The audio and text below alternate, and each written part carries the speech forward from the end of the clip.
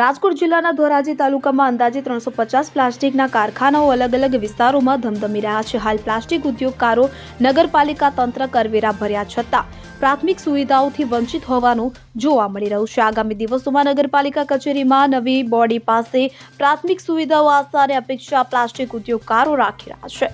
સ્થાનિક સ્વરાજની ચૂંટણીના પડઘમ વાગી ચૂક્યા છે। ધોરાજી નગરપાલિકામાં વહીવટદારનું શાસન બાદ હવે ચૂંટણીની જાહેરાત થઈ ગઈ છે। દરેક પક્ષના ઉમેદવારો પોતાનું ફોર્મ રજૂ કરી પણ ચૂક્યા છે અને ચૂંટણીની પ્રક્રિયા બાદ કોઈ પણ પક્ષની બોડીની રચના થશે।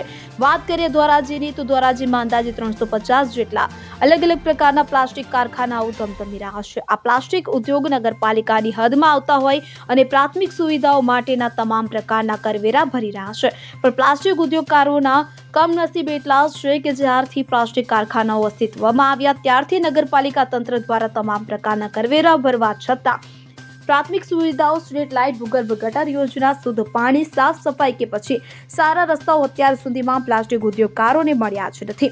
ધોરાજીમાં સૌથી વધારે તમામ નગરપાલિકા તંત્ર કરવેરા પ્લાસ્ટિક ઉદ્યોગકારો ભરવા છતાં પ્રાથમિક સુવિધાઓથી વંચિત રહ્યા છે। આગામી સમયમાં નગરપાલિકામાં કોઈ પણ પક્ષનાનું શાસન આવે તેની પાસે પ્લાસ્ટિક ઉદ્યોગકારો પ્રાથમિક સુવિધાઓ આપવામાં આવે તેવી માંગ, આશા અને અપેક્ષા રાખી રહ્યા છે। હું વિઠ્ઠલભાઈ વૈષ્ણવ, અમારે આયા ધોરાજીની અંદર Jetpur road, Junagadh road, Jamnavar road 350 કારખાના આસપાસ આવેલા છે। એમાં નગરપાલિકા તરફથી કોઈ પણ જાતની સુવિધા મળતી નથી।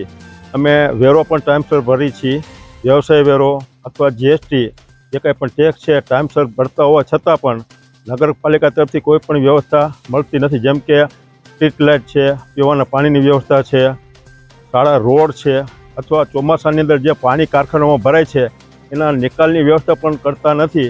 તો હવે પછી જે કોઈ સત્તાધીશો આવે, અમારી માગણી છે કે અમને પૂરતો ન્યાય આપે અને સારી વ્યવસ્થા કરી આપે। દલસુખભાઈ વાગડિયા, ધોરાજી પ્લાસ્ટિક એસોસિએશન પ્રમુખ।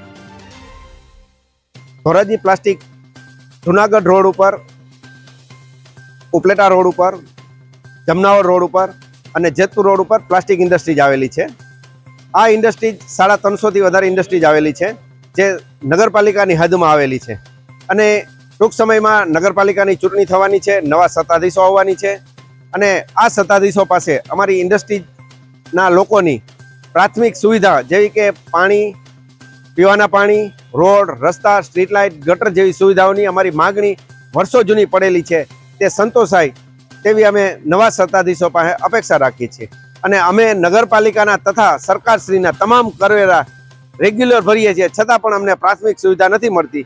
તો અમે આ વખતે કંઈક નવું થાય અને અમારી માગણીઓ સંતોષાય તેવી અમે અપેક્ષા રાખીએ છીએ। મારું નામ આકાશ સોજિત્રા, પ્લાસ્ટિક ઇન્ડસ્ટ્રીઝ ધોરાજી।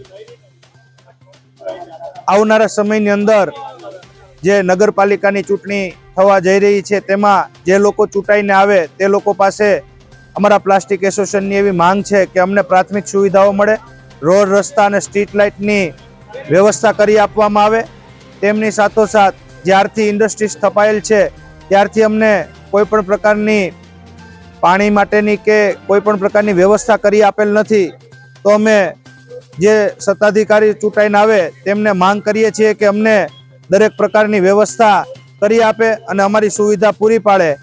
તે માટે અમે ટેક્સ પણ ભરીએ છીએ પણ અમને કોઈ પણ પ્રકારની ફેસિલિટી મળતી નથી। તો અમે ફરીવાર વિનંતી કરીએ છીએ કે અમને દરેક પ્રકારની સુવિધાઓ નગરપાલિકા દ્વારા સ્ટ્રીટ લાઇટ, ભૂગર્ભ ગટર અને રોડ રસ્તાની સુવિધાઓ પૂરી પાડવામાં આવે। જય હિન્દ, જય ભારત।